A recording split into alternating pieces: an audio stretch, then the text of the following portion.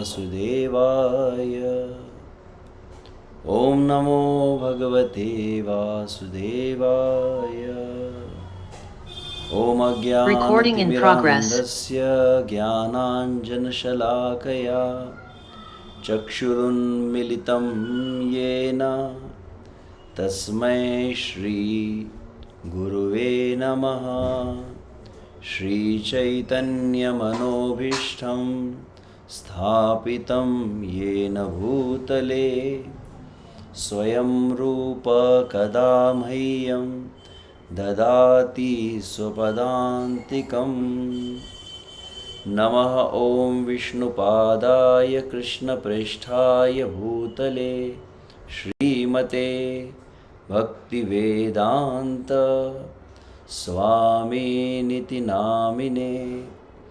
नमस्ते सारस्वते देवे गौरवाणी प्रचारिणे निर्विशेषशून्यवादी पाश्चात्यदेशतारिणे। वाञ्छाकल्पतरुभ्यश्च कृपासिन्धुभ्य एव च पतितानां पावनेभ्यो वैष्णवेभ्यो नमो नमः। जय श्री कृष्ण चैतन्य प्रभु नित्यानंद श्री अद्वैत गदाधर श्रीवासादि गौरभक्तवृंद। हरे कृष्णा कृष्ण कृष्णा हरे हरे, हरे राम राम राम हरे हरे, हरे कृष्णा कृष्ण कृष्णा हरे हरे, हरे राम राम राम हरे हरे, हरे कृष्णा कृष्ण कृष्णा हरे हरे, हरे राम राम राम हरे हरे। नारायणं नमस्कृत्यं नरं चैव नरोत्तमं देवीं सरस्वतीं व्यासं ततो जयमुदीरयेत्।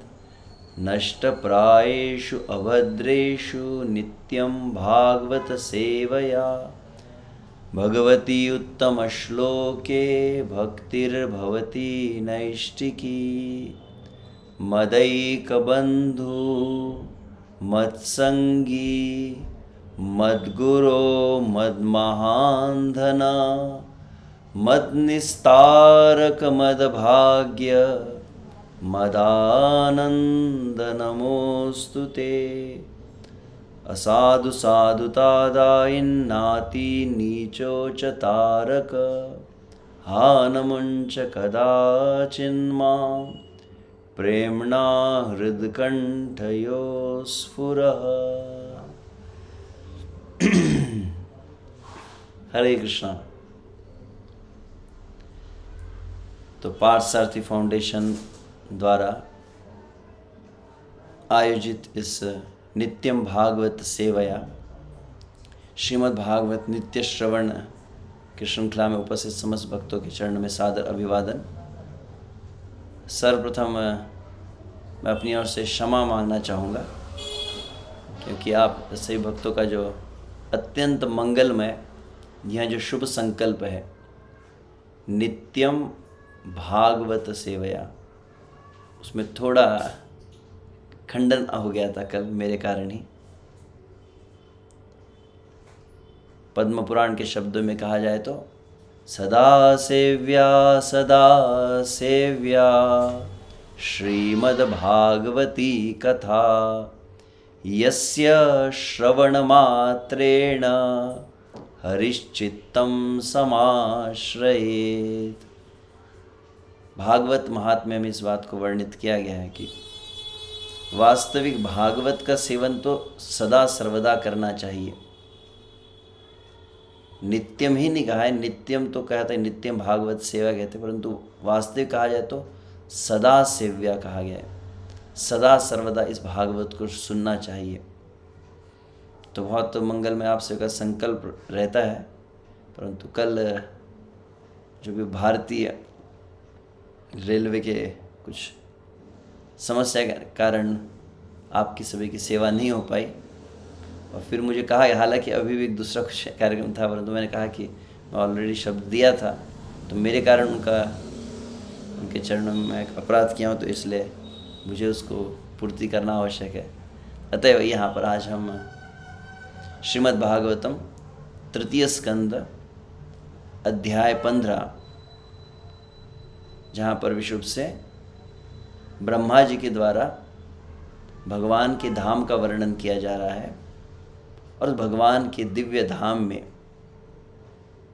प्रस्तस्मात् भावोन्यो व्यक्तो व्यक्ता सनातन यस सर्वेषु भूतेषु नश्यत्सु न विनश्यति।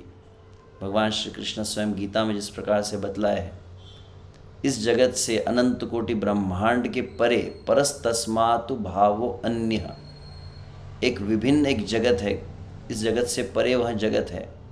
व्यक्त अव्यक्त, जो दृश्य जगत है और जो हमारी दृष्टि में गोचर नहीं है, जो दिख रहा है जगत और जो नहीं दिख रहा है, उसके भी परे सनातन शाश्वत वह जगत है। यह स सर्वेषु भूतेषु नश्यत्सु न विनश्यति। जहाँ पर समस्त जगत में प्रलय होने पर भी, समस्त जगत का नाश होने पर भी, वह जगत का कभी नाश नहीं होता, वह नित्य शाश्वत धाम है। लगभग इस अध्याय को श्रवण करते समय यह मन में मनोभाव भी रह सकता है कि हम जिस प्रयोजन को लेकर भगवत भजन कर रहे हैं कि अंततो गत्वा भगवत धाम को प्राप्त किया जाए, उस भगवत धाम का यहाँ पर वर्णन उल्लेख हो रहा है। जिस स्मरण एक समय हम गिरिराज गोवर्धन की परिक्रमा कर रहे थे, और इस्कॉन के अत्यंत वरिष्ठ सन्यासी हमारे साथ में थे, और वे परिक्रमा कर रहे थे। परिक्रमा के समय वहाँ श्री कृष्ण की गिरिराज धरण की लीला को सुनाने लगे, और उस समय उन्होंने क्या कहा कि जब आप इस स्थान पर इस कथा को सुन रहे हो, कौन सी वृंदावन की लीलाओं को जब सुन रहे हो, तो मन में क्या भावना होनी चाहिए, ये हमारे अपने घर की कहानी है, ये हमारा स्थान है, हम जहाँ पर रहे हैं या जहाँ हमें जाना है, उस स्थान का वर्णन किया जा रहा है। तो इस अध्याय के प्रारंभ में विस्तार से ब्रह्मा जी वर्णन किए हैं कैसा वह जगत है, और तदुपरांत यहाँ पर अंततोगत्वा जब विशेष रूप से ब्रह्मा जी के प्रथम 4 मानस पुत्र, जो वास्तविक देखा जाए तो भगवान के ही अवतार है, भगवान के अवतारों का जब वर्णन किया गया है, उसमें सर्वप्रथम श्रीमद् भागवतम प्रथम स्कंद अध्याय 3 में जिनका उल्लेख आता है वे ही चतुष्कुमार।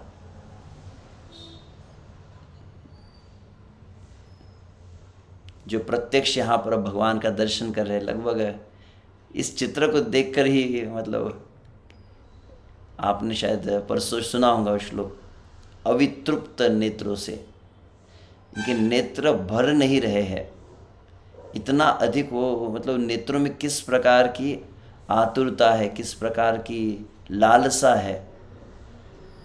जिस प्रकार से बहुत सुंदर दृष्टांत दिया जाता है, जैसे चातक पक्षी होता है जो उस वर्षा की स्वाति नक्षत्र की बूंद के लिए कैसे अनन्य भाव से एकटक होकर उसके लिए लालायित होता है, या जिस प्रकार से वृत्रासुर कहते हैं, अजात पक्षा इव मातरम खगा स्तन्यम यथा वत्सतरा शुधार्ता प्रियं प्रियेव व्युषितं विषण्णा मनोरविंदाक्ष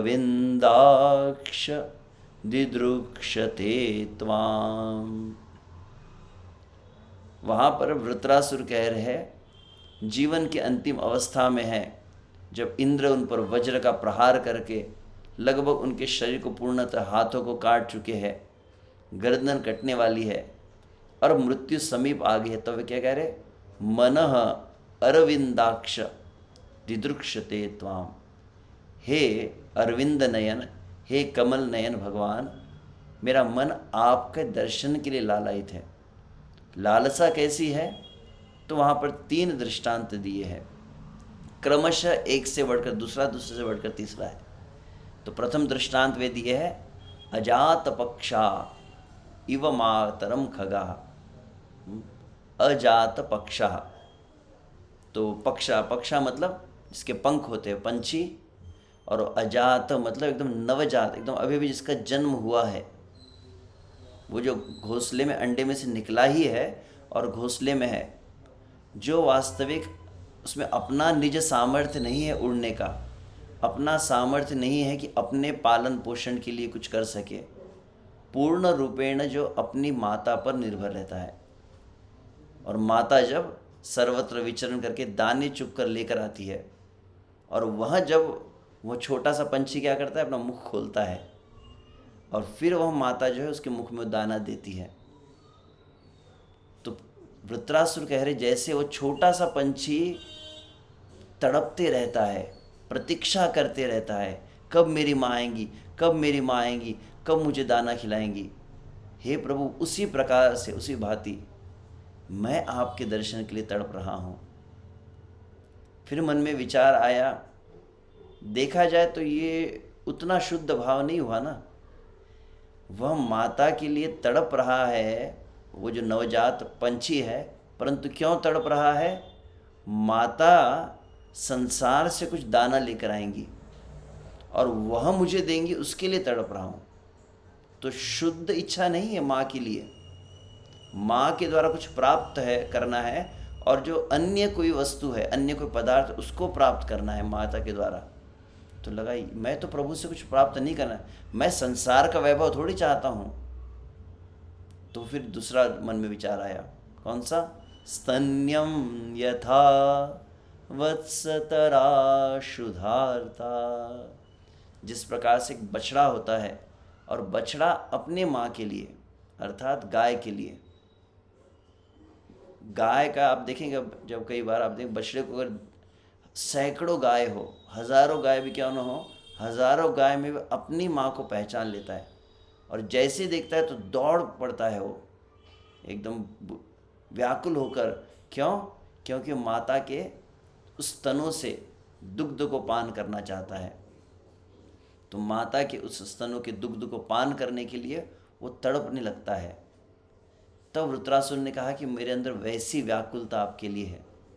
फिर मन में विचार आया, पंछी में, अजात पक्षा में और बछड़े में अंतर क्या है।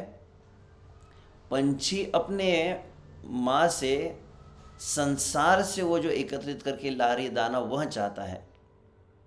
बछड़ा भी देखा जाए, अगर आप कभी देखे होंगे, बछड़ा माँ के पीछे पीछे भागता ज़रूर है, कब तक, जब तक पेट भर के दूध न मिल जाए। फिर दूध पीने के बाद तो फिर वो दौड़ते रहता है, खेलते रहता है, फिर माँ की लालसा नहीं है। तो फिर बछड़े के भी भावना में वह शुद्धता नहीं रही, माँ को नहीं चाह रहा है, और माँ से संसार की वस्तु नहीं चाह रहा है, माँ के शरीर का एक भाग है, जिसको कह सकते हैं माँ के शरीर का एक ऐश्वर्य है, प्रकाश, वह दुग्ध है, उसको चाह रहा है। अतएव ये भावना उतनी शुद्ध थोड़ी। मैं प्रभु से ना तो संसार का कुछ चाहता हूँ, ना प्रभु का कुछ वैभव चाहता हूँ मैं। न नाकपृष्टम न च पारमेष्टम न सार्वभौमम रसाधिपत्यम न योग सिद्धि अपनर्भवम व समंजस्यात् विरहीय कांक्षे। इसके पूर्व का एक श्लोक में वृत्रासुर इस बात को है कि ना तो मुझे स्वर्ग चाहिए, ना ब्रह्मलोक का साम्राज्य, न ये तीनों लोकों का साम्राज्य चाहिए, ना मुक्ति आदि चाहिए, मैं सिर्फ आपको देखना चाहता हूँ। वह लालसा उन्होंने की है। तो ये 2 दृष्टांत दिए तो वृत्रासुर के मन को संतुष्ट ने, तब उन्होंने तीसरा दृष्टांत दिया है, प्रियम प्रियेव व्युषितम विषण्णा। हे प्रभु, मैं आपको उस प्रकार से देखना चाहता हूँ, आपका मैं दर्शन उस प्रकार से करना चाहता हूँ जिस भांति एक प्रिया, एक प्रेयसी अपने प्रियतम का, एक पतिव्रता स्त्री अपने पति के लिए तड़पती है। वैदिक संस्कृति में जिस प्रकार से हम देखते हैं कि स्त्री जो पातिव्रत्य धर्म से युक्त है, अगर पति चले जाए, भागवत में इस प्रकार का वर्णन है, वह अपने शरीर को श्रृंगारित करती केवल पति के लिए। पति की सेवा को ही वो सर्वोच्च अपना धर्म मानती है। जिस प्रकार से भागवत के तृतीय स्कंद में हम देखते हैं किस प्रकार से माता देवहूति कर्दम ऋषि की कैसे सेवा करती है, परिचर्या करती है, तो उसी भांति एक पत्नी अपने पति के लिए सेवा करने में सदैव तत्पर रहती है। और मान लो यदि पति दूर चला जाए तो वह अपने शरीर को श्रृंगारित नहीं करेंगी और वो निरंतर व्याकुल रहेंगी, कब मेरे पति आएंगे, कब मेरे पति आएंगे, इस तरह से बार बार प्रतीक्षा करती है। खाली जाऊन ते हे पाणी काढते ताल हरे हे. कृष्णा, अनुरोध है, एक मिनट, ओके, क्षमा चाहता हूँ।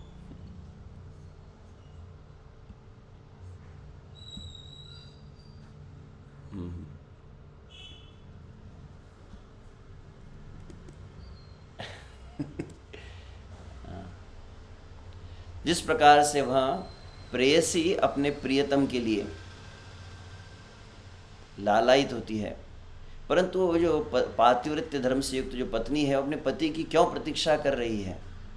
इसलिए प्रतीक्षा करती है कि पति जब आएगा तो पति को मैं संतुष्ट करूंगी, पति की मैं सेवा करूंगी, पति को अलग अलग प्रकार से मैं आनंद प्रदान करूंगी, पति से कुछ भोग प्राप्त करने के लिए नहीं। तो श्री कृष्ण को हम देखना चाहते हैं, श्री कृष्ण का दर्शन करना चाहते हैं। क्यों? श्री कृष्ण को प्रसन्न करने के लिए। उसमें निज सुख वांछा नहीं है। तो ये जब दृष्टांत दिया तब वृत्रासुर प्रसन्न हुए। तो लगभग यहाँ पर, क्षमा चाहता हूँ, मुझे तो श्लोक लेना था डिटेल। तो यहाँ पर यह चित्र को जब देखते हैं, बहुत ही सुंदर यहाँ चतुष्कुमार है, ब्रह्मा जी के मानस पुत्र, 12 महाजनों में से एक है, और वे भगवान का प्रथम जो दर्शन कर रहे हैं, बहुत मतलब भावपूर्ण यह एक दृश्य है, बहुत विचारणीय है कि भगवान जिन्हें हम देखना चाहते हैं, वे भगवान अगर आपके सामने आ गए। कल्पना कीजिए, अचानक आपके घर की अभी घंटी बज जाए और दरवाज़ा खुल जाए और कौन आए? साक्षात प्रभु आए। तो पहली बात तो क्या है कि हमारे समक्ष भगवान क्यों नहीं आते हैं, या हम भगवान का दर्शन क्यों नहीं कर पाते हैं? तो वास्तविक उसका कारण क्या है? जिस प्रकार से रूप गोस्वामी कहते हैं, तत्रम लौल्यम अपि मूल्य केवलम, जो कहा जाता है, वास्तविक श्री कृष्ण का दर्शन हम क्यों नहीं कर पा रहे हैं? क्योंकि श्री कृष्ण के दर्शन की लालसा ही नहीं है, अभी वो व्याकुलता नहीं है। बहुत सुंदर एक वाक्य शायद मैं यहाँ पर कहा कि मैं कहते रहता हूँ, काफ़ी अच्छा लगा। भगवान श्री कृष्ण गीता में कहते, ये यथा मां प्रपद्यन्ते ताम तथैव भजाम्य हम। जिस अनुपात में हम भगवान की प्रति भावना रखते, भगवान भी आदान प्रदान वैसा ही करते हैं। तो इसीलिए हम श्री कृष्ण को देखे बिना, भगवान को देखे बिना हम आसानी से जी रहे हैं ना, हमें कोई व्याकुलता भी हो नहीं रही है। जिस प्रकार से वृंदावन में एक भजन में कहते हैं, कैसी व्याकुलता होनी चाहिए? तो कहते हैं, ना खान पान स्वभावे है, ना कोमल वचन सुहावे है, हर विषय लगे सब खारा है, हरि आशिक का मन न्यारा है। जो प्रेमी होता है इस संसार में, आपने अगर निकृष्ट उदाहरण दिया जाए तो प्रेमी प्रेमिका का ही होता है। कैसे वह एक दूसरे के दर्शन के लिए, दर्शन शब्द अच्छा नहीं लगे, एक दूसरे को क्या कहते हैं, एक दूसरे के दीदार के लिए, एक दूसरे को देखने के लिए कैसे तड़पते हैं। ना तो उनको नींद आती है, ना उनको भूख लगती है, ना प्यास लग रही है, ना खान पान सो भावे है। सुबह से शाम हो गई, शाम से सुबह हो रही है, दिन पे दिन बीते जा रहे हैं, महीने हो रहे हैं, मैं श्री कृष्ण को क्यों नहीं देख पा रहा हूँ? और कृष्ण मिले नहीं मुझे, और मैं इतना आराम से बैठा हूँ, मैं भोजन कर रहा हूँ, मैं विश्राम कर रहा हूँ, मैं संसार में मुझे अच्छा लग रहा है, मैं कैसे रह पा रहा हूँ? जिस प्रकार से गदाधर पंडित श्री चैतन्य महाप्रभु से जब कहे कि हे प्रभु, आपको तो कृष्ण का प्रेम मिल गया। चैतन्य महाप्रभु जोर जोर से क्रंदन करने लगे हैं। महाप्रभु कहते, यदि वास्तविक मुझे प्रेम प्राप्त होता तो क्या मैं जीवित रहता? मेरे जो श्याम सुंदर के बिना मैं जीवित हूँ, यही प्रमाण है कि मुझे प्रेम नहीं हुआ है। जिसके प्रति प्रेम वास्तविक प्राप्त हो जाए, उस व्यक्ति के बिना रहा नहीं जाता है। नारद भक्ति सूत्र में नारद मुनि कहते, भक्ति शब्द की परिभाषा कहे, क्या परिभाषा है? तद विस्मरणेति परम व्याकुलतेति।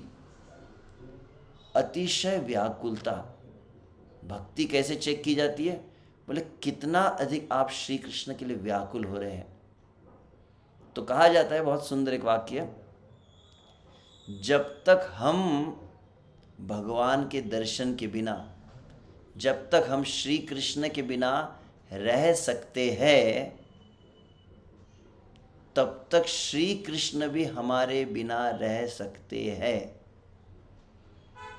और जीवन की जब ऐसी अवस्था आ जाए, जीवन की जब ऐसी मनस्थिति आ जाए, जीवन में ऐसी भाव दशा जब आ जाए कि अब मैं क्षण मात्र के लिए भी श्री कृष्ण के बिना नहीं रह सकता, जैसे मछली जल के बिना नहीं रह सकती, उस प्रकार से मैं अब श्री कृष्ण के बिना नहीं रह सकता।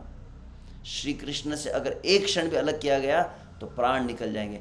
ऐसी अगर अवस्था हो गई कि आप श्री कृष्ण के बिना क्षण मात्र भी नहीं रह सकते, तो कहते श्री कृष्ण भी तब आपके बिना नहीं रह पाएंगे। तब श्री कृष्ण भी हमारे समक्ष आ जाएंगे, या श्री कृष्ण की हम अनुभूति, श्री कृष्ण का दर्शन आदि कर पाएंगे। तो ये चार कुमारों को केवल इस चित्र को देख कर बहुत कुछ मन में कई विचार और भावनाएं जा रही है, कैसे वो देख रहे हैं। तो कैसे वो चार कुमारों का जो पद्म पुराण वर्णन करता है, कैसे चार कुमार है? सदा वैकुंठ निलया हरे कीर्तन तत्परा लीलामृत रसोन्मत्ता कथा मात्रैक जीविना। ये उनका परिचय दिया है, इंट्रोडक्शन। कौन है ये चतुष कुमार? कोई साधारण है नहीं। सदा वैकुंठ निलया हरेर कीर्तन तत्परा, जो सदा भगवान के वैकुंठ निवासी नारायण जिनका दर्शन कर रहे हैं, उनके कीर्तन में हमेशा तत्पर एवर रेडी, हमेशा तत्पर रहते हैं। चाहे सुबह हो, चाहे शाम हो, चाहे दिन हो, चाहे रात हो, चाहे भूमि हो, चाहे आकाश हो, देश काल आदि का विचार न करते हो, शौच अशौच का विचार न करते हो, सदैव कीर्तनीय सदा हरि। वे चतुष्कुमार है। और क्या कहा जाए? लीलामृत रसोन्मत्ता। आप श्रीमद् भागवत को सुन रहे हैं। वास्तविक देखा जाए तो सर्वप्रथम भागवत महात्म्य वर्णन किया गया है सुखदेव के द्वारा। जब परीक्षित महाराज भागवत को सुने, उसके उपरांत सर्वप्रथम वास्तविक चार कुमारों ने ही तो भागवत को गाया है। भागवत के सबसे प्रमुख प्रवक्ता है चार कुमार। लीला अमृत रस, इस भगवान की लीला के अमृत के रस में मत्त शब्द मतलब इसको क्या कहें? मत्त मतलब इंटॉक्सिकेटेड इसको कहते हैं। उन्हें नशा है। किसी को यहाँ पर संसार में शराब का नशा होता है, किसी को चाय का नशा रहता है। इन्हें श्री कृष्ण की कथा का नशा है। इतना कहे तो ठीक होता, अब इनकी कथा की निष्ठा को कहने के लिए बहुत बड़ी बात कह दी। क्या कह रहे? कथा मात्रैक जीविनः। हम जीने के लिए किसको, हमें क्या आवश्यकता है? बोले श्वास। हम सांस लेकर जीते हैं, हम अन्न और जल के द्वारा जीते हैं। जिस प्रकार से हमें जीवन को धारण करने के लिए श्वास आवश्यक है, जिस प्रकार से हमको जीवन को धारण करने के लिए अन्न जल आवश्यक है, चार कुमार का जीवन जो है कथा है। आप सांस लेते हैं, चार कुमार जो कथा के द्वारा जीते हैं, ऐसे चार कुमार है।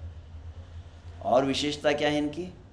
चार कुमारों को देखा गया कि सबसे पुरातन है, सर्वप्रथम ब्रह्मा के मानस पुत्र है, परंतु सदा सर्वदा कौमारम अवस्था में रहते, बहुत छोटी उम्र में रहते। 4 वर्ष की आयु का ही उनका शरीर रहता है।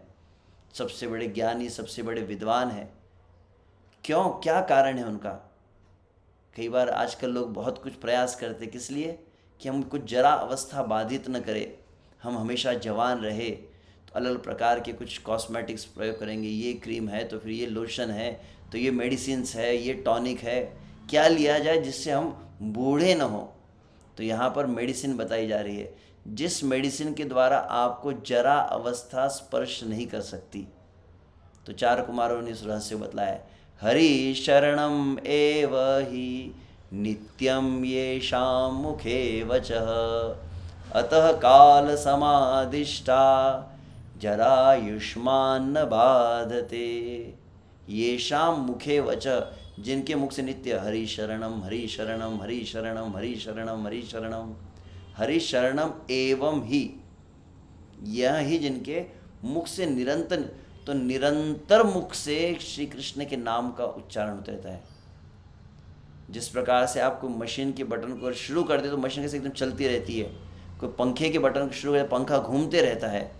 तो कहा जाता है कि हमारी जिह्वा कैसी चलनी चाहिए, जैसे मशीन चलती है वैसी जिह्वा चलनी चाहिए निरंतर। हरे कृष्ण कृष्ण कृष्ण हरे हरे, हरे राम राम राम हरे। ऐसे ऐसे साधु महात्माओं की कथा सुनी जाती है। वो जब संसार में लोगों से व्यवहार करते थे, व्यवहार के समय उनका होठे चलते रहता था, राम राम राम राम राम राम राम राम राम। इतना अधिक उनको अभ्यास हो चुका था।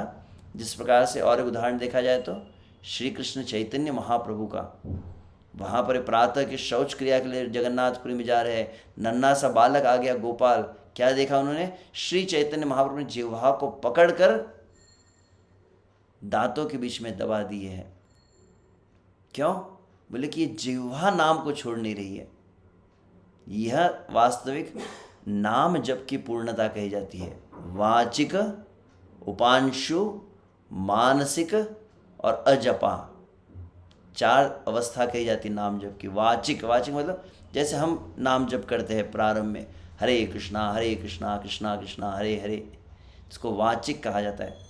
तो वाचिक को जब दीर्घ काल तक किया जाता है, बहुत निरंतर किया जाता है, 3 शब्द पातंजलि सूत्र कहता है मंत्र को सिद्ध करने के लिए। कौन से? तो कहते हैं सत्कारार्थम निरंतरम दीर्घ कालम। पातंजलि सूत्र कहता है मंत्र सिद्ध कैसे होता है, सत्कारार्थम बहुत आदरपूर्वक, निरंतरम निरंतर, जैसे एकदम गंगा नदी की धारा बहती है वैसा निरंतर नाम का अभ्यास। और तीसरा शब्द कहा गया है सत्कारार्थम निरंतरम और दीर्घ कालम, दीर्घ काल तक निरंतर करते रहना। तो ऐसे बहुत दीर्घ काल तक जब नाम को करते रहते तो वाचिक से क्रमशः साधक किस पहुंच जाता है, उपांशु कहते हैं।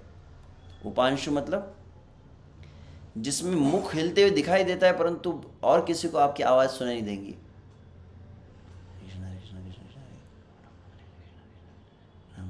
इस तरह से मतलब होठ हिलते हुए दिख रहे हैं परंतु आवाज़ बाहर नहीं आ रही है।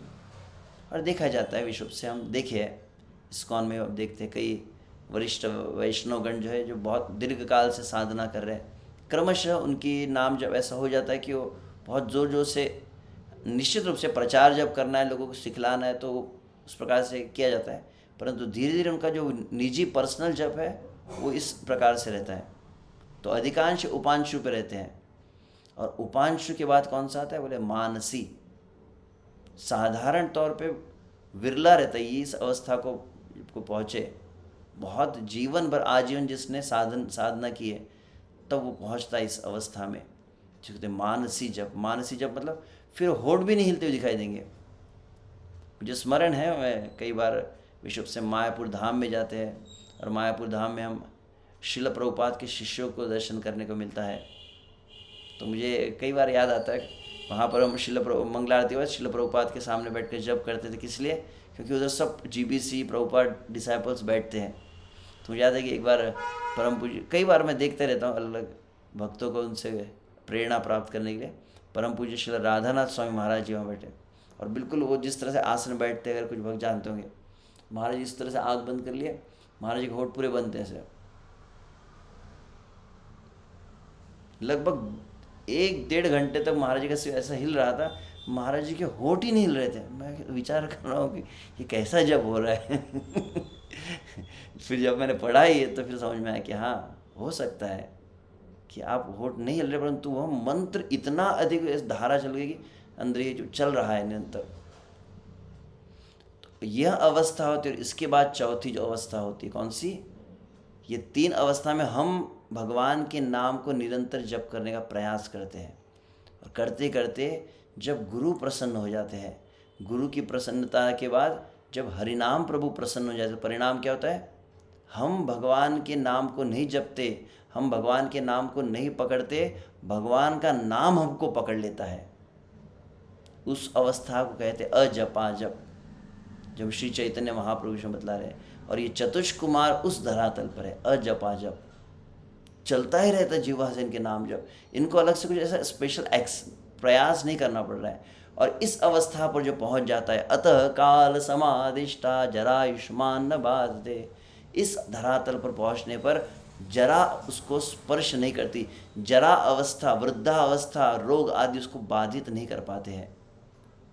और तब वहाँ पर कहते, जो अभी हम जो प्रसंग देख रहे हैं, ये शाम भ्रू भृंग मात्रेण द्वारपालो हरे पुरा भूमौ निपतितौ सद्यो यत्कृपातः पुरम गतौ। जिनके भ्रू भृंग मात्रेण, जिनके केवल भावों के टेढ़े होने से भगवान श्री हरि के धाम में, हरे पुरा द्वारपालो, भगवान हरि के धाम के जो द्वारपाल है, भूमौ निपतितौ सद्यो, तत्क्षण वह जो उनका अधपतन हुआ, इस संसार में गिरे, ऐसे वह है। और उनकी कृपा से अंततः पुरम गतौ, वापस से भगवान के धाम आ पाए। जब 4 कुमारों का ठीक है 3 जन्मों के पश्चात आप आ सकते हैं, उनकी कृपा से उनका अधपतन हुआ, और उनकी ही कृपा संकल्प से हम देखते हैं कि वापस हुआ है। तो ऐसे क्षमा चाहता हूँ। अब हम तो यहाँ पर लगभग श्लोक संख्या 39 से 45 का सारांश हम देखें। विशेष रूप से भगवान के बहुत सुंदर रूप का वर्णन यहाँ पर किया जा रहा है। तो मैं इन शॉर्ट जो मुझे स्मरण हो रहे थे, मैं उसको ऐसे कलेक्ट कर रहा था। एक तरह से परम पूज्य श्री राधा गोविंद गोस्वामी महाराज जी के मुख से हम सुन रहे थे। वे कह रहे थे कि आजकल क्या होता है, आजकल बड़े बड़े फेस्टिवल्स होते हैं तो उसका रिकॉर्ड किया जाता है, उसको शूट किया जाता है और उसको फिर लाइव स्ट्रीम किया जाता है, हम देखते हैं। तो मन में विचार आता है कि भगवान के भक्तों की जो लीला हुई है, भगवान का जब दर्शन हुआ, काश उस समय कोई वीडियो कैमरा होता। 5000 साल पहले वृंदावन में श्री कृष्ण लीलाएँ कर रहे हैं, उसका एक तो भी वीडियो क्लिप अगर हमको मिल जाता। उतना तो छोड़ो, 500 साल पहले साक्षात चैतन्य महाप्रभु की संकीर्तन लीला हुई है, महाप्रभु नित्यानंद अद्वैत आदि के साथ जो संकीर्तन लीला की है, काश उसका एक वीडियो मिल जाता। तो वहाँ पर परम पूज्य राधा गोविंद गोस्वामी महाराज कहते हैं, जब हम श्रीमद् भागवत को श्रील सुखदेव गोस्वामी के शब्दों को सुनते हैं और श्रील सुखदेव गोस्वामी के एक एक शब्द पर रुककर चिंतन करते हैं, वो डायरेक्ट लाइव टेलीकास्ट के समान है। इसलिए कहा ना, Shrimad Bhagavatam is the window to the spiritual world. Direct वहाँ का क्या कहते हैं, दूर दर्शन कहते हैं ना, तो एकदम दूर का दर्शन। तो भागवत में सुखदेव गोस्वामी क्या किए, सुखदेव यहाँ पर वर्णन है कि भगवान नारायण का आगमन हुआ है, 4 कुमार अपलक नेत्रों से, पलक झपक नहीं रही उनकी, अपलक नेत्रों से भगवान को निहार रहे हैं। देख नहीं रहे, ध्यान रखिए, 2 अलग अलग शब्द होते हैं। हम सदैव हम सुनते हैं, परम पूज्य श्री लोकनाथ स्वामी महाराज कहते हैं 2 अलग अलग शब्द है। क्या है, एक है देखना और एक होता है निहारना। तो करना क्या चाहिए, हमको भगवान को निहारना चाहिए और संसार को देखना चाहिए। परंतु होता विपरीत है, बद्ध अवस्था में हम संसार को बहुत निहारते हैं। इंडिया पाकिस्तान क्रिकेट मैच चल रही है तो लोग अपलक नेत्रों से, जैसे गोपियाँ अपलक नेत्र, मतलब पलक न झपकते हुए श्री कृष्ण के रूप को दर्शन करती है। हम जो है संसार को देखते हैं, टेलीविज़न है, कोई सिनेमा है, मूवी है, उसमें डूब डूब कर देखते हैं, लोग खाना पीना भूल जाते हैं। तो यहाँ पर आप जो वर्णन सुन रहे हैं, भक्ति में अपने आप एक बहुत बड़ा अंग है ये भक्ति का। कौन सा अंग, भगवान का दर्शन करना, भगवान को देखना, भगवान को निहारना। श्रील प्रभुपाद ने संपूर्ण जगत में अंतर्राष्ट्रीय कृष्ण भावना संघ की स्थापना की। कली काल का धर्म देखा जाए तो नाम संकीर्तन है। श्रील प्रभुपाद केवल भागवत को केवल नाम संकीर्तन को ही प्रचार करते तो पर्याप्त था ना। श्रील प्रभुपाद श्रीमद् भागवत के चतुर्थ स्कंद में श्रील जीव गोस्वामी की टीका को वहाँ पर उद्धृत करते हुए बतलाया है, कली काल के लिए जीवों के लिए देखा जाए तो नाम संकीर्तन और भागवत श्रवण पर्याप्त है, परंतु साथ में भगवान के विग्रह का, भगवान के दिव्य स्वरूप का, अर्चा अवतार का भी नित्य सेवा आवश्यक है। और वहाँ पर कई कारण बतलाए गए हैं। हमारे भोग वृत्ति को सेवा वृत्ति में परिवर्तित करने के लिए भगवान की प्रत्यक्ष सेवा आवश्यक है। और महत्वपूर्ण बात है, हमें भोग वृत्ति ना सब कुछ अपने भोग के लिए, जब भगवान का स्वरूप में जब आ जाते तो एक तरह से भगवान की सेवा का अवसर प्राप्त होता है। इस वर्तमान जो जड़ शरीर है, जड़ इंद्रिया है, इसको हम भगवान की सेवा में लगाकर शुद्ध करते हैं। साथ ही में भगवान के धाम में प्रत्यक्ष भगवान की सन्निधि में रहकर जब भगवान की सेवा करनी पड़ेगी तो उसके लिए क्या आवश्यक, बोले अंग्रेजी में अप्रेंटिसशिप कहते हैं ना, उसकी पूर्व प्रशिक्षण आवश्यक है। तो भगवान की यहाँ पर हम सेवा करते हैं, आध्यात्मिक जगत में भगवान के साथ रहकर जो सेवा करनी है उसका पूर्व प्रशिक्षण है। भगवान के साथ हमारा नित्य संबंध है, उस संबंध को जागृत करने के लिए भी यह भगवान की सेवा आवश्यक है। और चौथा और एक महत्वपूर्ण बात जो है कि संसार को बहुत अधिक देखकर हमारा चित्त कलुषित हो गया है। तो भगवान श्रील प्रभुपाद ने संपूर्ण जगत में मंदिरों की स्थापना क्यों की? श्रील प्रभुपाद ने संपूर्ण जगत में राधा कृष्ण, सीताराम, गौर निताई, जगन्नाथ की स्थापना क्यों की? क्योंकि संसार के जीव को अवसर प्राप्त हो कि अपने दृष्टि को पवित्र करे। श्री कृष्ण का दर्शन करते हुए, निरंतर दर्शन करते हैं। वृंदावन में विश्व से एक स्मरण है, एक प्रसंग मैं सुन रहा था कि कोई ऐसे संसार में लोग जाते हैं ना, बड़े बड़े वैष्णो देवी कहीं अलग स्थानों पर तीर्थों में जाते हैं। तो एक व्यक्ति पहुंचा वृंदावन में, और वृंदावन में वहाँ पहुँचा, राधा रमन जी का दर्शन के लिए पहुँचे। और संसारी लोगों की कैसी दशा है, चूँकि उनकी दृष्टि अपवित्र है। अपवित्रता का लक्षण क्या होता है? जैसे सूर्य के सामने आप अगर खड़े हो जाएंगे तो क्या होता है, स्वाभाविक आंखें बंद हो जाती है। अपवित्रता का एक लक्षण है कि आप अधिक देर तक श्री कृष्ण को देख ही नहीं सकते। इसलिए अधिकांश लोग तो खड़े ही नहीं होते। हमने देखा है कुछ लोग आते हैं, बहुत दूर दूर से मंदिर आएंगे और भगवान के सामने से हाथ जोड़ते हैं ऐसा आंख बंद करके, और ऐसे ऐसे करेंगे और फिर चले जाएंगे, तुरंत निकल जाते हैं, रुकते नहीं वहाँ पर ज़्यादा देर।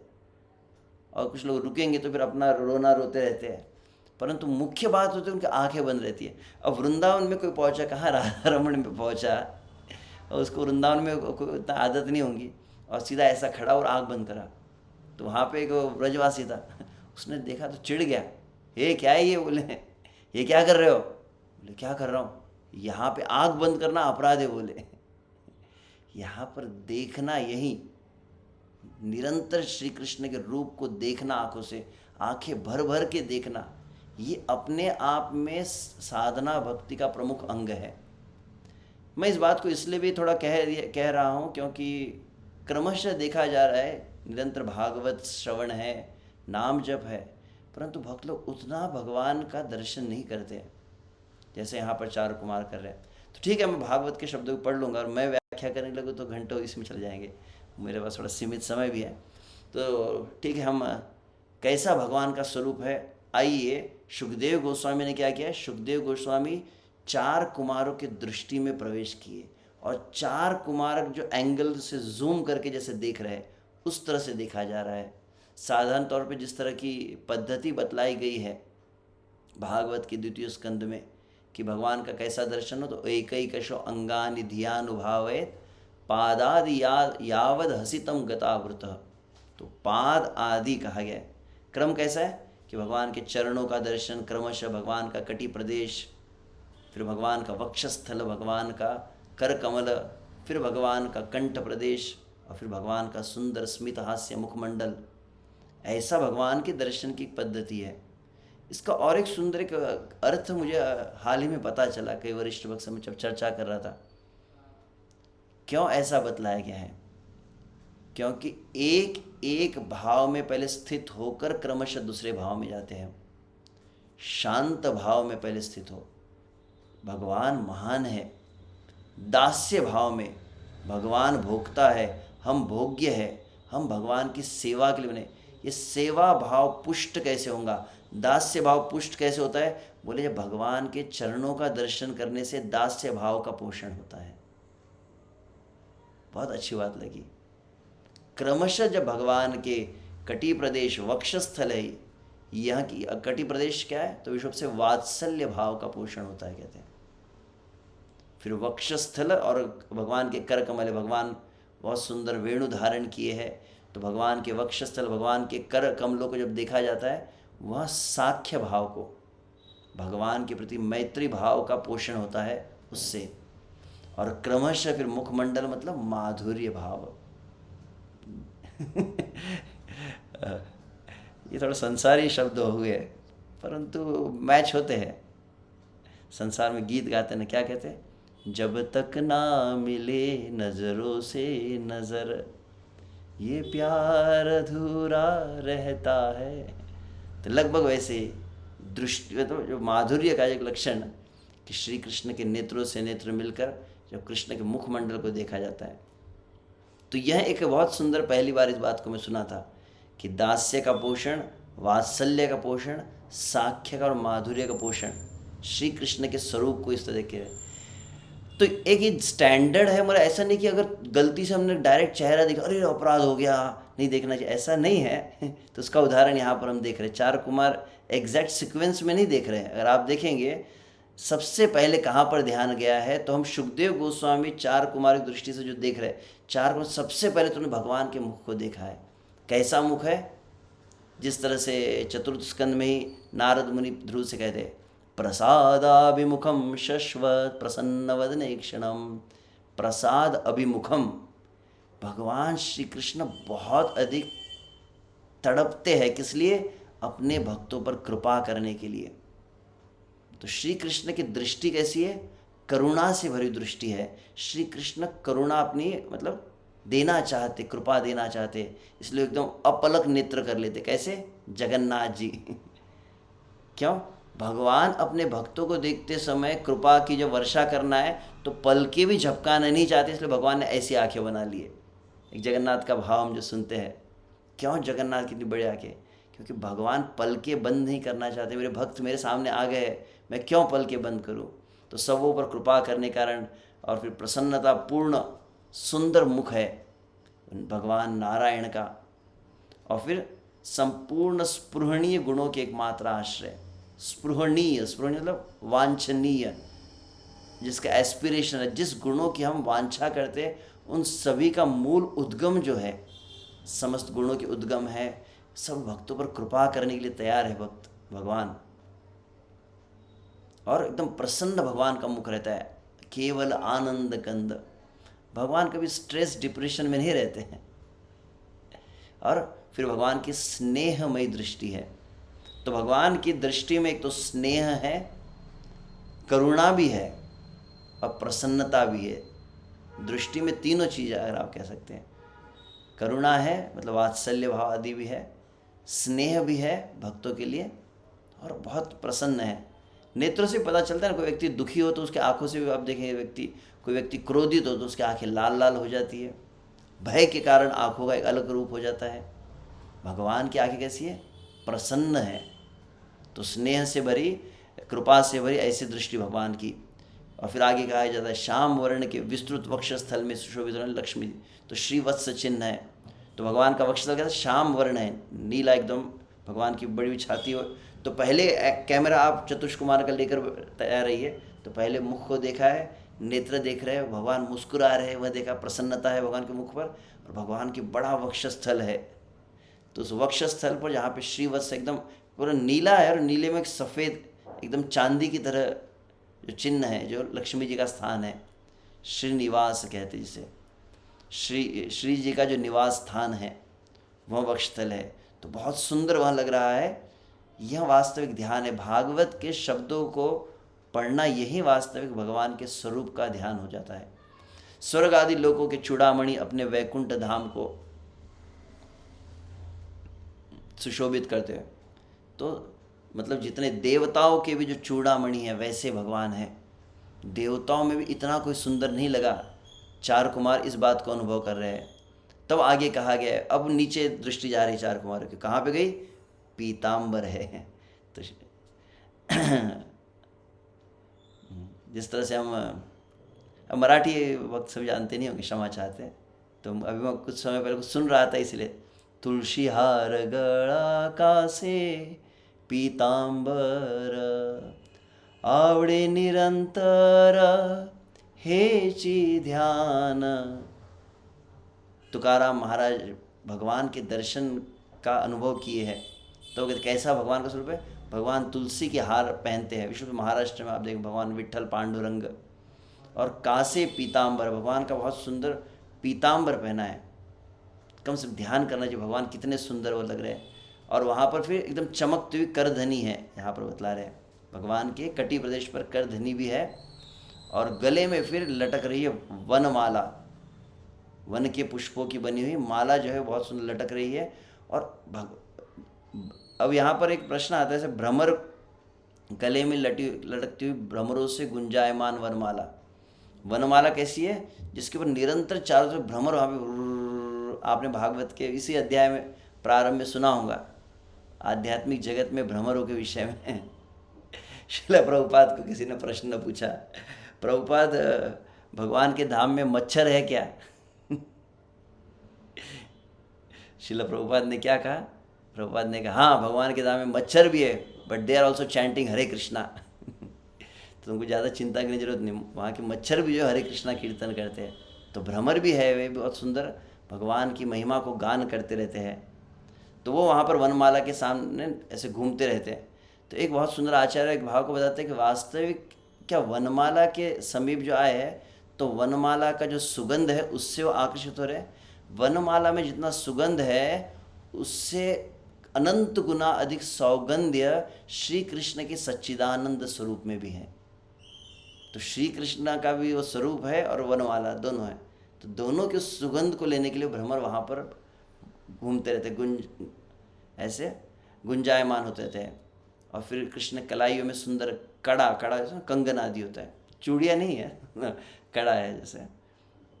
और फिर कैसे भगवान ने, भागवत में आप देखेंगे जब ब्राह्मण पत्नियों ने भगवान का दर्शन किया था उस समय कैसे भगवान थे। तो श्री कृष्ण अपना एक हाथ जो है अपने मित्र के कंधे पर रखे, तो एक हाथ से ऐसा कमल पुष्प घुमा रहे थे।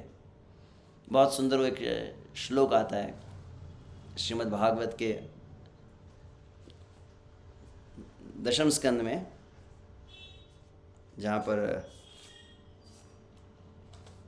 ब्राह्मण पत्नियाँ कहती है, श्यामं हिरण्य परिधिम वनमाल्य बर्हम धातु प्रवाल नटवेशमनुव्रतांसे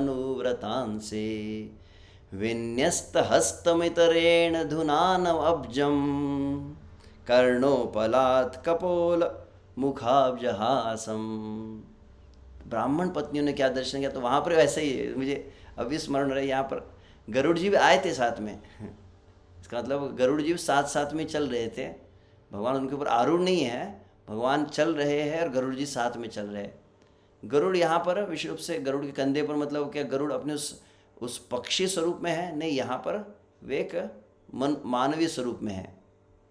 तो श्यामम हिरण्य परिधिम वनमाल्य बरम, कैसे श्याम सुंदर, वे बहुत सुंदर हिरण्य परिधिम पीताम्बर को धारण किए, वनमाली, वो भी वनमाली बने हुए श्री कृष्ण। और क्या है? धातु प्रवाल नटवेश अनुव्रतांश, बहुत सुंदर उन्होंने अलग अलग कुछ धातुओं से बहुत सुंदर मेकअप किया हुआ है श्री कृष्ण ने। और वहाँ विन्यस्तम हस्तम इतरेण धुनान अब्जम, एक अपना हाथ कंधे पर रखा है। मुझे स्मरण होता है कई बार विश्व से हम जब ब्रजमंडल परिक्रमा करते हैं, तो एक समय हम गए थे वहाँ पर, कौन सा स्थान है ये? भात्रोण बिहारी। आप वृंदावन से मथुरा जाते हैं तो भात्रोण बिहारी आता है। तो वहाँ पर ब्रजमंडल परिक्रमा करते समय कथा होती है। उस समय विश्व से मुझे स्मरण है परम पूज्य श्री राधा रमन स्वामी महाराज जी और परम पूज्य लोकनाथ स्वामी महाराज जी थे, और लोकनाथ स्वामी महाराज जी कथा कह रहे थे। तो क्या करते हैं, वो राधा रमन महाराज जी को खड़े करते अपने पास में, और फिर ऐसा एक हाथ अपना कंधे पे रख लेते हैं उनके, और एक हाथ में फिर एक फूल लेकर आते, बोले ऐसे घुमाओ, और फिर दिखाते कि इस तरह से कैसे कृष्ण थे। तो एक हाथ कंधे पर रखा हुआ है, जैसे हम कृष्ण बलराम का दर्शन करते हैं। तो कृष्ण बलराम के दर्शन में तो बलराम जी कंधे पर हाथ रखे हैं, परंतु ये लीला में आप देखते कृष्ण कंधे पर हाथ रखे सखा के, और एक हाथ से कमल का फूल जो है उसको घुमा रहे हैं। दुनानम अब्जम, ऐसे अब्जम मतलब कमल को घुमा रहे हैं। तो लगभग बिल्कुल वैसा का वैसा ही वृंदावन का वही वैकुंठ में यहाँ पे तो कृष्ण आ गए हैं। कृष्ण ने भगवान हरि श्री हरि आए हैं नारायण, अपना एक हाथ करुण जी कंधे पे रखे, एक हाथ से कमल को घुमा रहे हैं। और फिर बहुत सुंदर ऐसे मकर कुंडले तळपति श्रवणी कंठी कौस्तुभमणि विराजित विराजित। तो बहुत सुंदर, जैसे अब तुकाराम महाराज के शब्द मुझे यहाँ याद आ रहे हैं। तो वहाँ पर मकर कुंडल रहते, तड़पति श्रवणी, उनके कानों में श्रवणी, कानों में मकर कुंडल, तड़पति झिल मिला रहे, जैसे हम क्या कहते हैं, नमामीश्वरम सच्चिदानंद रूपम लसत कुंडलम गोकुले भ्राजमान। तो वहाँ पे लसत कुंडलम, जो कुंडल है वो भी चमचमा रहे हैं, और श्री कृष्ण के कपोल भी वो बहुत चमक रहे हैं। तो उसके ऊपर प्रतिबिंब, जैसे नील मणि होता है ना, सब मणि होता है, मणि के उस पर प्रतिबिंब होता है। तो भगवान का मुखमंडल बहुत चमचमाता है, और वो कपोलों के ऊपर वो जब कुंडल है, तो भगवान को भागवत में क्या कहा है देवताओं ने, भूषणम भूषणांगम। क्या अर्थ हुआ इसका, कि भगवान के ऊपर आभूषण जब भगवान धारण कराए जाते हैं, किस लिए, क्या भगवान सुंदर लगने चाहिए, नहीं, वो आभूषणों के सौंदर्य को बढ़ाने के लिए उन्हें भगवान के ऊपर पहनाया जाता है। भगवान तो नंगे पुंगे भी रहे। हम अभी कुछ समय पहले जब गए थे नाथ द्वारा में, गर्मी के दिनों में, तो श्रीनाथ जी का दर्शन किए थे अधिक मास के समय। तो हमने देखा उस समय कि मंगला दर्शन के लिए श्रीनाथ जी का एकदम पतला सा एक वस्त्र, सिर्फ नाम के लिए था, पूरा शरीर तो दिख ही रहा था श्रीनाथ जी का। एक सिर्फ ऐसे छोटी सी ओढ़नी चुनरी जो है उनके ऊपर केवल डाल दी गई थी। बहुत सुंदर दर्शन था। तो भगवान तो एकदम दिगंबर वेश में भी वृंदावन में घूमते हैं अपनी बाल लीला करते समय। तो भगवान के ऊपर आभूषण क्या करते हैं, भगवान के ऊपर आभूषण आने से उन आभूषणों की महिमा बढ़ जाती है, वो आभूषण सुंदर लगते। तो यहाँ पर कहा जा रहा है कि कैसे वो मकराकृत कुंडल है जो बिजली का जो प्रकाश है उसको भी तिरस्कृत कर दे, और वो मकराकृत कुंडल को भी जो अलंकृत करता है वह है भगवान का सुंदर कपोल। वो मकराकृत कुंडल ऐसे अगर रख देंगे तो अच्छे नहीं लगेंगे, परंतु जो श्री कृष्ण के अगर भगवान के कानों में पहनाए जाते तो वो बहुत सुंदर लगते हैं, और भगवान की उन्नत नासिका कहते हैं। और फिर यह ध्यान चल रहा है, फिर मणि जटित किरीट है, फिर भगवान का सुंदर मुकुट है। जैसे श्री कृष्ण जब प्रकट हुए मथुरा में कंस के कारागृह में, तो वहाँ पर भी इस बात को बतलाया जाता है कैसे भगवान का जो चतुर्भुजम शंख गदायुधायुधम तमद्भुतम अम्बुज बालक इक्षणम अम्बुज इक्षणम। तो कृष्ण माता देव की गर्भ से प्रकट हुए तो कैसे आँखें एकदम बड़ी बड़ी कमल के एकदम पंखुड़ी जैसे आँखें हैं, और वहाँ पे कौस्तुभ है, वहाँ पर भी मुकुट है। तो भगवान माँ के पेट से निकले तो पूरा एकदम ड्रेस के साथ में निकले थे ऐसा नहीं कि नंगे निकले हो फिर कुछ ड्रेस सिलाया गया हो। तो वे भगवान बहुत सुंदर किरीट धारण किए, बहुत सुंदर माला है, और कौस्तुभ मणि। अब एग्जैक्टली मुझे ये समझ में नहीं आया, जिस कौस्तुभ मणि तो वक्षस्थल पे होता है, यहाँ पर कंधे पर, शायद आपने सुना होगा इसको, कंधे पर लटकने वाली कौस्तुभ मणि सुशोभित। और इस तरह से फिर कैसा सौंदर्य है कि लक्ष्मी जी के अभिमान को भी जो चूर कर दे। बहुत सुंदर है। जब गोपियाँ भी गाती है तो गोपियाँ क्या कहती है, बहुत सुंदर गोपियों का वचन है ना, निज जन स्मय ध्वंस न स्मित, वहाँ पर कहते ना, व्रज जनार्तिहन वीर योषिता निज जन स्मय ध्वंस न स्मित। तो निज जन स्मय ध्वंस, स्मय के कई अर्थ है। स्मय वैसे विषय अभिमान भी होता है, अपने भक्तों के अभिमान को, भगवान का जो सुंदर स्मित हास्य मुखमंडल है क्या कहते हैं, भक्तों के अभिमान का नाश कर देता है और उनके अंदर के काम आदि को भी नाश करता है। तो इस तरह से लक्ष्मी जी भी लज्जित हो रही है। और वास्तविक भगवान इस स्वरूप को क्यों प्रकट करते हैं? देवताओं के लिए। जिस तरह से हम कहते हैं ना, इंद्रारि व्याकुलम लोकम मृडयन्ति युगे युगे। तो भगवान सदैव भक्तों की और देवताओं के रक्षण के लिए तत्पर होते हैं, इसलिए वो रूप को प्रकट किए। तो इस तरह से, और अंततः जो बात कही गई थी वहाँ पर 42 श्लोक में कि यह दर्शन कर रहे हैं, परंतु उनकी दृष्टि ऐसी, नमस्कार किया उन्होंने, नमस्कार किया मतलब क्या, साष्टांग दंडवत प्रणाम किए थे क्या? वास्तव, अब ये थोड़ा कंट्रोवर्शियल बात हो जाएगी अगर मैं कुछ कह दूंगा तो। वास्तविक अगर आपके नेत्र श्री कृष्ण का दर्शन करेंगे, आप प्रणाम करना तक भूल जाएंगे। इसका मतलब कोई व्यक्ति जिसे बहुत प्रेम करते हो एकदम आपके सामने आ जाए, आप कैसे एकदम सब कुछ भूल जाते हैं। तो जब ध्रुव महाराज के समक्ष भगवान आए तो भगवान ध्रुव महाराज ने दंडवत प्रणाम किया था, ऐसा वर्णन है। यहाँ पर प्रणाम किया, परंतु बहुत अधिक समय प्रणाम नहीं किया, तुरंत, क्योंकि वो उनको दर्शन करना था, दर्शन से वंचित नहीं होना चाहते थे, तो उनके नेत्र तृप्त नहीं हो रहे। तो जिस तरह से भागवत में वर्णन किया जाए, द्वारका में जब भगवान, क्षमा कर चाहता हूँ, वृंदावन में जब श्री कृष्ण के स्वरूप को गोपियाँ देखती है तो उनके भी नेत्र नहीं बढ़ते हैं। यस्याननं मकरकुण्डलचारुकर्णा भ्राजत्कपोलसुभगं सविलासहासं नित्योत्सवं न तुतृपुदृशिभिः पिबन्त्यो नार्यो नराश्च मुदिता कुपिता निमेश्च। यस्याननं, कैसा उसका आनंद मतलब मुख है, मकर कुंडल चारु कर्णा, तो बहुत ही सुंदर मकर कुंडल जिनके कानों में, भ्राजत कपोल, ये बार बार हर कई स्थान पर आप देखेंगे, गालों पर बहुत चमचमाते हैं, भगवान का बहुत सुंदर गाल। वास्तव इस वर्णन को सुनने के बाद कम से मन में इच्छा तो नहीं चाहिए, एक बार ऐसे प्रभु को हम देख ले, कैसा सुंदर वो रूप होगा। तुकाराम महाराज के शब्दों में कहते, तुका मणे आड़ी जेवी नूरेची वेगड़ी। एक शब्द है मराठी में, उनका वचन है तुका मणे आड़ी, कि साक्षात गोविंद श्री कृष्ण का मुझे दर्शन हुआ है और गोविंद के दर्शन का मुझे नशा लग गया है। गोविंद गोविंद मन लाग लिया छंद। और वहाँ पर वो कहते हैं, आनंद ले मन प्रेमे पाजरती लोचना। जब भगवान का दर्शन होता है तो इतना आह्लाद होता है कि आह्लाद, आनंद जो है नेत्रों से बहने लगता है। और उस समय कहते हैं, फिर अचानक प्रभु मेरे सामने आए, भगवान विट्ठल पांडुरंग, और भगवान ने मुझे आलिंगन दिया है। तो पहले पूर्व काल में ऐसे आप पंढरपुर धाम में जब जाते तो भगवान विट्ठल का आलिंगन भी मिलता था, अभी तो आप केवल उनके चरणों में मस्तक रखते हैं। तो तुकाराम महाराज क्या शब्द कहे, तुका मणे आड़ी, आड़ी मतलब आलिंगन, कि हे भगवान आपका जब आलिंगन मिल गया, आपका दर्शन मिल गया, जेवी नूरेची वेगड़ी न उरेची वेगड़ी, अब और कुछ बचा ही नहीं जीवन में शेष, जब प्रभु का वह दर्शन हो गया।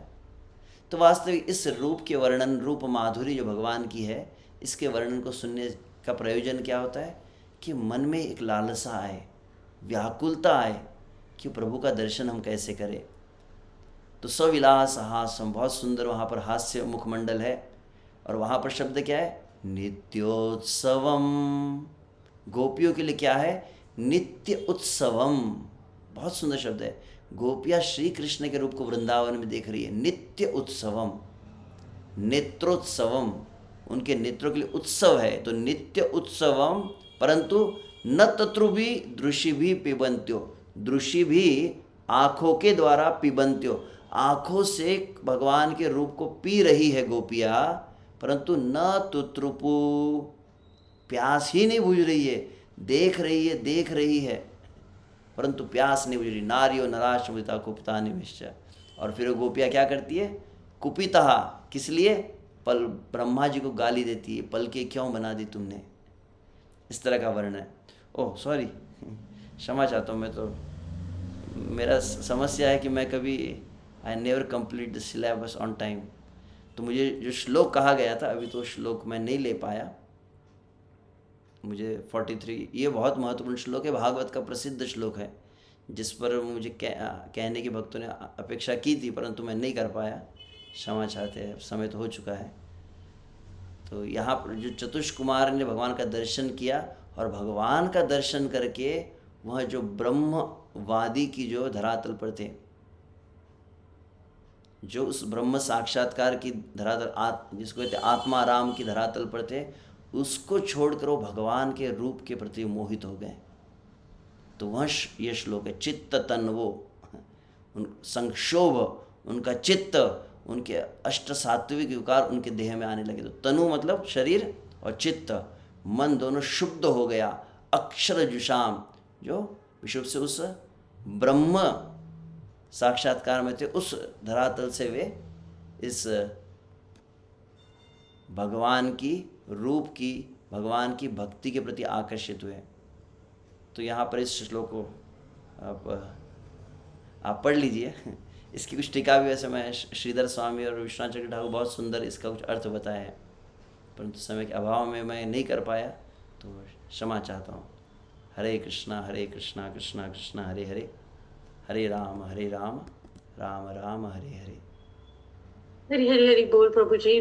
बहुत बहुत सुंदर, अद्भुत अद्भुत प्रभु जी, आपने जो है कृष्ण को एकदम जीवंत कर दिया जैसा आप बोल रहे थे। तो वी कुड इमेजिन, एंड अभी हम कोशिश करेंगे कि जब भी हम भगवान का दर्शन करें तो वो जो आपने भाव बोले हम उन पे फोकस करें प्रभु जी। तो प्रभु जी आपके पास समय रहेगा थोड़ा सा प्रश्न उत्तर के लिए?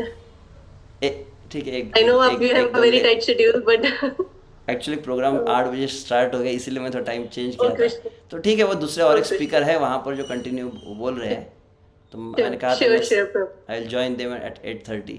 तो ठीक है, ले लेते हैं। अद्भुत अद्भुत, थैंक यू सो मच प्रभु जी फॉर, आप इतने बिजी शेड्यूल में आपने हमें इतना सुंदर सुंदर अपने जो है कथा श्रवण कराई, और लिटरली लाइक एकदम लाइव टेलीकास्ट जैसा बोल रहे थे। हम जो है प्रार्थना करेंगे राधा श्याम सुंदर से कि हम सबको वो जो है दृष्टि मिले, ताकि हम भगवान को उस तरीके से हम देख पाए प्रभु जी। तो आप हमें आशीर्वाद दीजिएगा, हम भी ऐसा कुछ कर सके।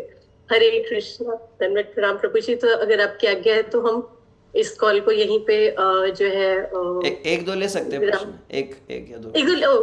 Perfect, thank you so much प्रभु जी। तो आकर्षित प्रभु जी आप कृपया अनम्यूट कीजिए।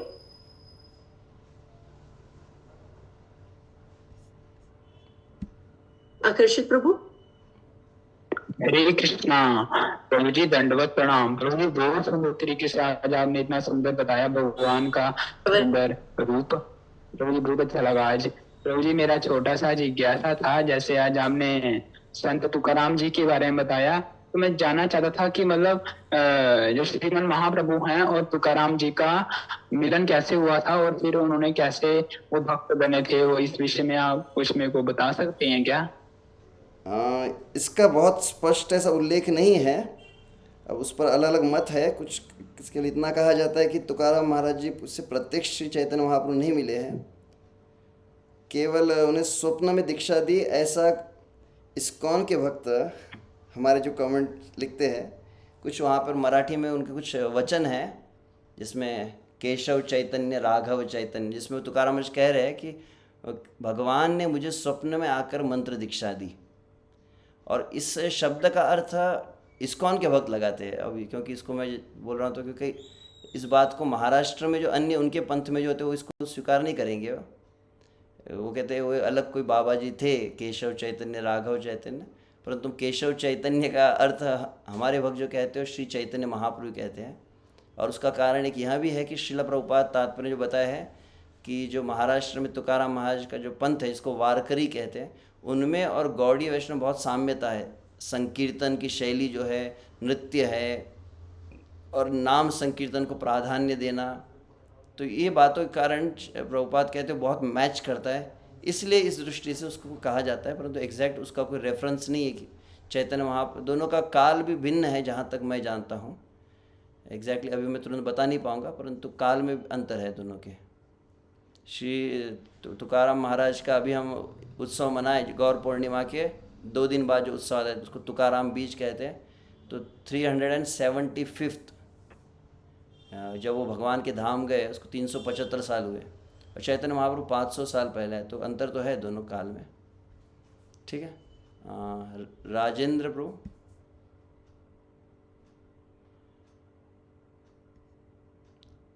हरे कृष्णा प्रभु जी, दंडवत प्रणाम। प्रभु जी, आपने ये कमल नयन और अरविंद नयन के बारे में बोले थे। अरविंद नयन क्या है प्रभु जी? कमल को ही अरविंद कहा जाता है। यहाँ पर दो अरविंद शब्द आप दो बार देखेंगे, तस्य अरविंद नयनस्य पदारविंद। तो अरविंद मतलब कमल होता है, कमल का ही एक नाम है। पंकज कहते हैं, कमल कहते हैं, अरविंद कहते हैं। तो नयनस्य अरविंद मतलब कमल नयन, और पदारविंद मतलब चरण कमल। तो भगवान के नेत्र भी कमाल के जैसे है, भगवान के चरण भी कमल जैसे है। तो इसका मैं अधिक व्याख्या नहीं करूँगा। तो अरविंद मतलब कमल है। ठीक है, रीता माता जी एक अंतिम ले लेते हैं।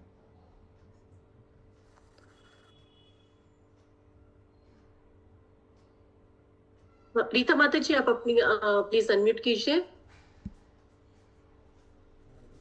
हरे कृष्ण प्रभु जी, दंडवत प्रणाम। थैंक यू सो मच प्रभु जी। आपने जैसे माता जी ने कहा, आपने एक्चुअली पूरा हमको भी जूम करके भगवान के दर्शन कराए हैं, तो उसके लिए बहुत बहुत धन्यवाद। तो प्रभु जी, मेरा ये क्वेश्चन था कि अगर जैसे इतने मंत्रमुग्ध थे चार कुमार, तो मुझे एक डाउट आता है कि जैसे गोपियों को रासलीला के टाइम पे भगवान ने कहा था कि आप जाओ, तो गोपियां नहीं गई थी। उन्होंने बल्कि भगवान से बहस किया था कि हम नहीं जाएंगे, और वो तो कंप्लेंट करती थी ब्रह्मा जी से कि उन्होंने क्यों ऐसी पलकें बनाई हैं। लेकिन हम देखते हैं कि जो दूसरे जो भक्त थे, जैसे ब्राह्मण की पत्नियां, वो वापस चली गई, तो चार कुमार भी तो वापस ही आए होंगे वैकुंठ से। तो फिर वो उनको छोड़ के वो वापस क्यों आए? हम तो भगवान से जिद कर सकते हैं ना कि नहीं, हम नहीं जाएंगे, हमें आपके पास ही रहना है। परम पूज्य राधानाथ महाराज का एक वाक्य कभी कभी स्मरण होता है, judging the devotees is the beginning of destruction of spiritual life. हम तो एकदम कंपेयर करने लगते हैं, गोपी ऐसी तो इन्होंने ऐसे क्यों नहीं किया, मतलब ये एडवांस डिवोटी नहीं है। ये सभी भगवान के भक्त है, अलग अलग रस में, अलग अलग भाव में स्थित है। तो कुछ अगर भगवान के यह नित्य परिकर है, सभी भगवान के विशुद्ध भक्त हैं, किसी के भी भाव में कोई कमी नहीं है, सभी अपने अपने भाव में पूर्ण हैं। चाहे चार कुमार हो, चाहे गोपियाँ हो। गोपियाँ श्री कृष्ण के पास रह रही है, गोपियाँ नहीं जाना चाहती है। क्यों? क्योंकि वो भी उसका प्रयोजन क्या है, श्री कृष्ण को आह्लाद देना। चार कुमार यदि वहाँ से चले गए, वो किस लिए? भगवान की। तो भक्तों में विशुद्ध भक्ति का सबसे प्रमुख मापदंड क्या है? निसंदेह मैंने यहाँ पर कहा, भगवान का दर्शन करना अपने आप में सबसे श्रेष्ठ भक्ति है। अगर अभी समय नहीं है, चैतन्य चरितामृत में आप देखेंगे, गोपियाँ क्या करती है, गोपियाँ अपने शरीर को श्रृंगारित करती। क्यों? बोले यह शरीर जो है ये श्री कृष्ण के भोग के लिए है। तो श्री कृष्ण हमको देखकर सुखी होते हैं, इसलिए हम अपने आप को श्रृंगारित करते हैं। तो तत्सुख सुखित्वम, कृष्ण को सुख देना, ये मेन कॉमन पॉइंट है। चाहे वे चार कुमार हो, या फिर पांडव जन हो, या ध्रुव हो, या प्रहलाद हो, या गोपिया हो, ये सभी भगवान को प्रसन्न करना चाहती है। निसंदेह गोपियों की जो धरातल है बहुत उच्च अवस्था है, जो अभी समय पर सीमित समय में उसकी व्याख्या नहीं कर पाएंगे। परंतु गोपियाँ जैसे व्याकुल है, इसका अर्थ यह नहीं कि इनकी व्याकुलता में कुछ परसेंटेज कम है। तो थोड़ा गुस्ताखी नहीं करनी चाहिए, क्योंकि आपने एकदम सहज जिज्ञासा की है, परंतु जिज्ञासा में कभी कभी ऐसा हो सकता है कि हम कहीं कंपेयर तो नहीं कर रहे भक्तों में। तो इसलिए बहुत महान भक्त है चार कुमार जो भागवत। आप गलत नहीं है, आप गलत नहीं है, मैं कुछ कह नहीं रहा। परंतु फिर भी हम थोड़ा मतलब विशुद्ध से भक्तों के विषय में, जो ये भगवान के सब निज परिकर है। और जैसे हनुमान जी अपने भावना में, अपने भाव में स्थित है, चार कुमार अपने भाव में स्थित है, और सभी जिस भाव में स्थित है उसका मूल प्रयोजन यही है कि भगवान को सुख देने के लिए उस भाव में है वे। यह एक हम बात समझ सकते हैं। ठीक है, बहुत बहुत धन्यवाद। हरे कृष्णा प्रभु जी, आपका कोटि कोटि धन्यवाद। और हम आशा करते हैं कि हमको आपका अधिक से अधिक जो है सानिध्य मिलेगा और हम ऐसे ही जो है कृष्ण लीलाओं का और आपसे जो है हम श्रवण कर पाएंगे। ऐसी हम राधा श्याम सुंदर से प्रार्थना करते हैं। मैं सजेस्ट करूँगा कि इसी- ये श्लोक मैं नहीं कर पाया तो इसको अवश्य आप पूरा कर सकते। जो मुझे 3 जो श्लोक लेने थे वही हुए नहीं, तो आप उसको विचार करके आगे कर सकते हैं। ठीक है, श्योर श्योर प्रभु जी, थैंक यू सो हरे मच। तो हम लोग हरे कृष्ण महामंत्र से प्रभु जी का अनुमोदन करेंगे और उसके साथ हम कथा यहाँ पे कथक को इस जो है आज के लिए हम विराम देंगे। सो वाचा कर वेभ्यो नमो नमः। श्रील प्रभुपाद की जय, श्रील गुरुदेव की जय, अनंत कोटि वैष्णव वृंद की जय।